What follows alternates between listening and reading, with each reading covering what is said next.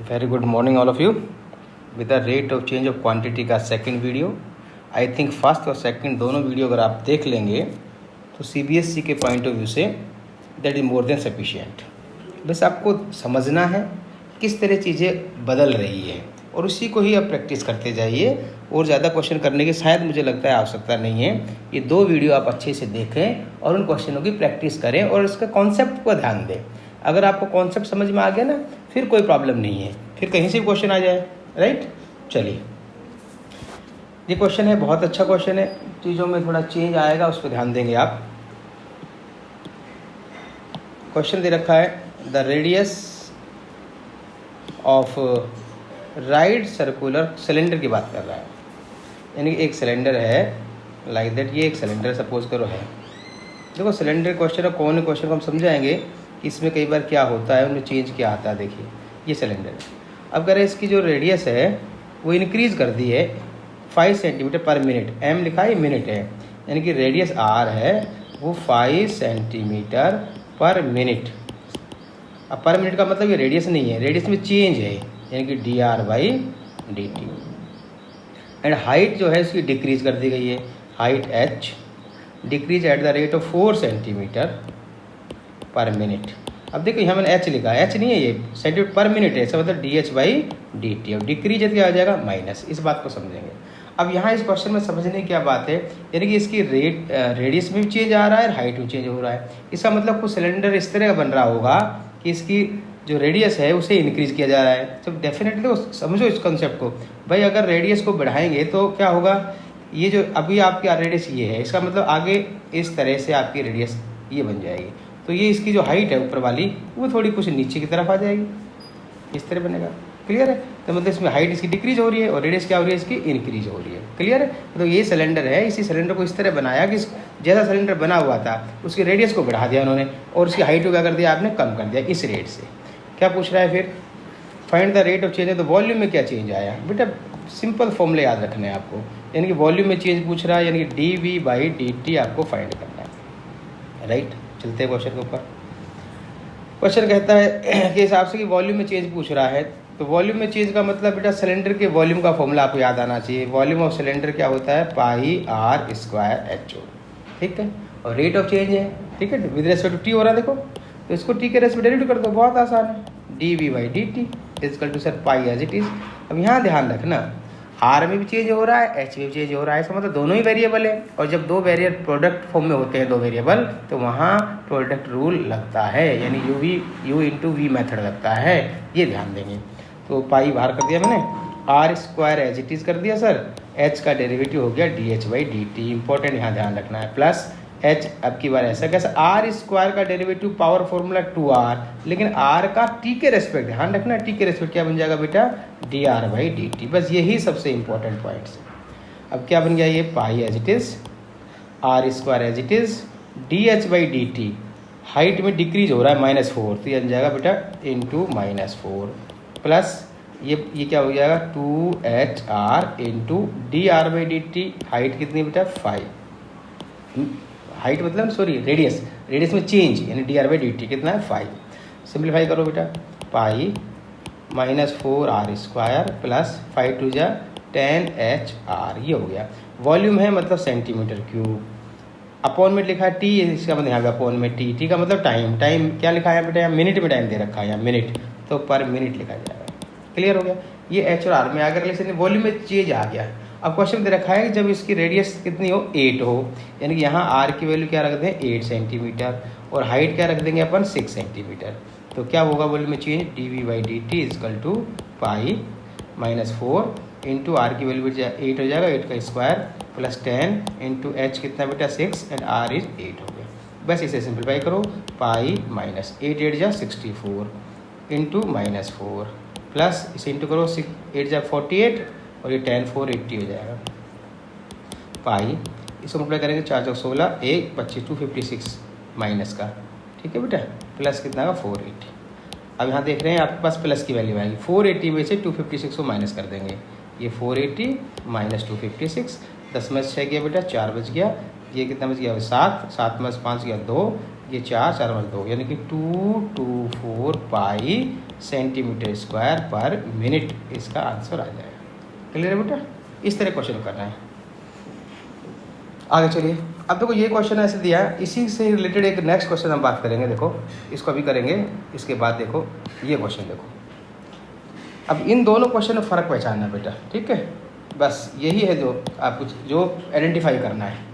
क्या कर रखा है? Sand is pouring from A pipe at the rate of 12 centimetre cube पर मिनट, यानी किसी पाइप से, कोई पाइप है, उस पाइप से मिट्टी निकल रही है, ठीक है? किस रेट से निकल रही है? 12 सेंटीमीटर क्यूब पर सेकेंड, इससे निकल रही है। इसका मतलब ये वॉल्यूम में चेंज है, dV/dt। फॉलिंग सैंड फॉर्म ए कोन, यानी कि जैसे जैसे यहाँ से मिट्टी निकल रही है इससे ये कोन बन रहा है। तो बेटा जब मिट्टी निकलेगी तो कौन ऐसा बनेगा, इस तरह से। अब देखिए यहाँ समझने की क्या बात है कि भाई जब कम मिट्टी आएगी तो छोटा कौन बनेगा, और ज़्यादा मिट्टी निकलेगी तो बड़ा कौन बनेगा, और ज़्यादा होगी तो बहुत बड़ा कौन बनेगा।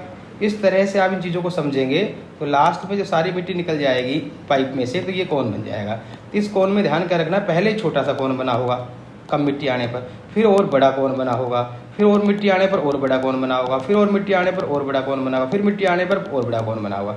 इसका मतलब ये हुआ कि जो छोटा जो कौन बना था इसकी रेडियस और इसकी हाइट कुछ और रही होगी, बड़े कौन की रेडियस और इसकी हाइट कुछ और रही होगी, इससे बड़े कौन की रेडियस और इसकी हाइट में चेंज आया होगा, फिर इसकी रेडियस और इसकी हाइट में चेंज आया होगा। मतलब रेडियस और हाइट दोनों जैसे जैसे मिट्टी डल रही है वो दोनों चेंज हो रही है, यानी चेंज का मतलब है दोनों ही वेरिएबल है।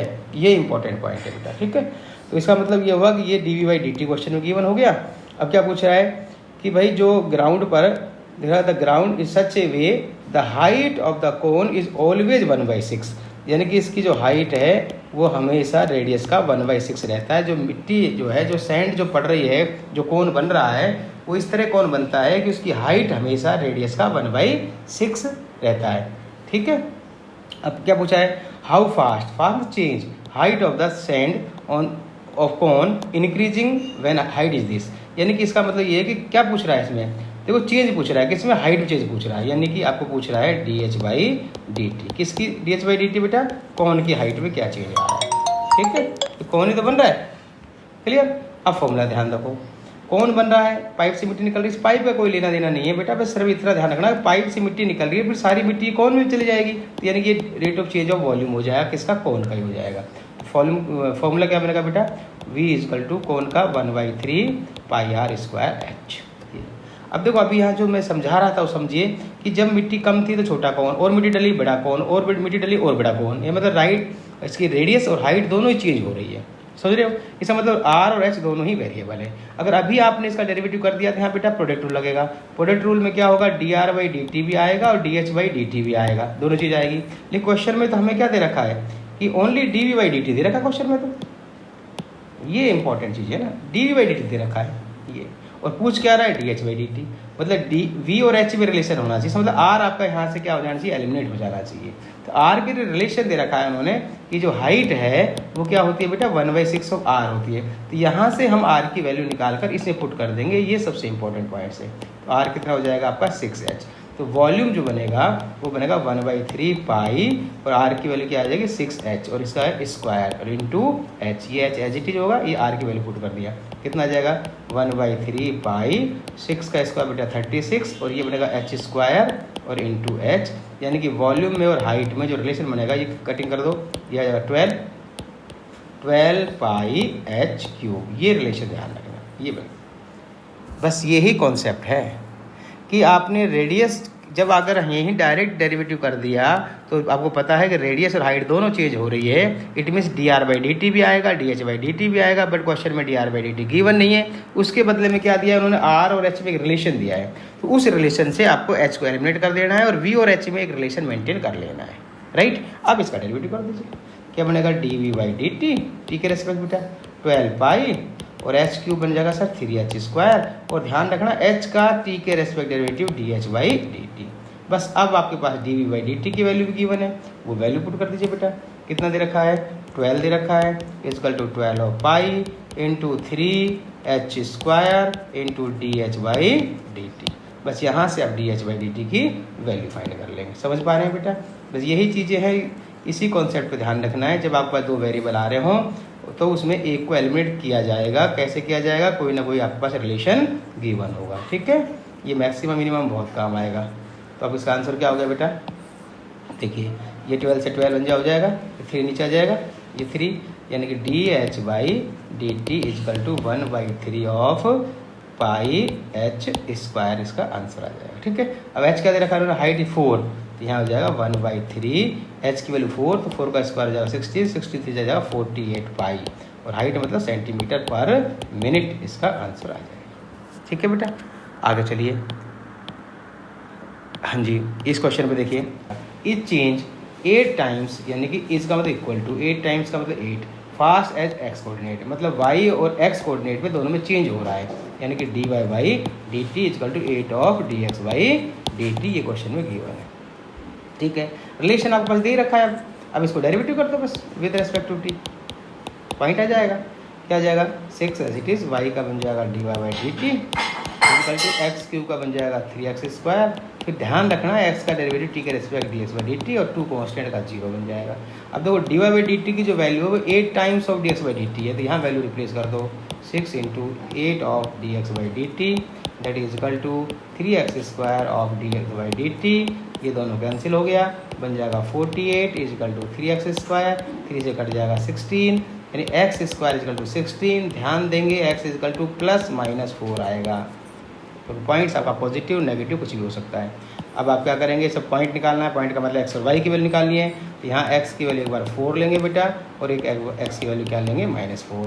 तो ये वैल्यू कहाँ रखेंगे सर? इक्वेशन आपको दे रखी है बेटा, इक्वेशन पर एक्स की वैल्यू बार 4 रखेंगे यहाँ पर, तो बनेगा 6y इजकल टू 4 का क्यूब 64 प्लस 2, यानी कि 66 6y हो गया, और y की वैल्यू 66/6 यानी 11 आ जाएगा, यानी पॉइंट आ जाएगा 4 और 11। ठीक है, सेकंड टाइम x की वैल्यू कितनी है? -4, या बार -4 रखेंगे बेटा यहाँ पर इसी में, तो ये बनेगा 6y इजकल टू -4 का क्यूब प्लस 2, यानी वही -64 प्लस के 2, यानी ये बनेगा -62, दैट इज 6y, और y की वैल्यू -62/6 ये बनेगा।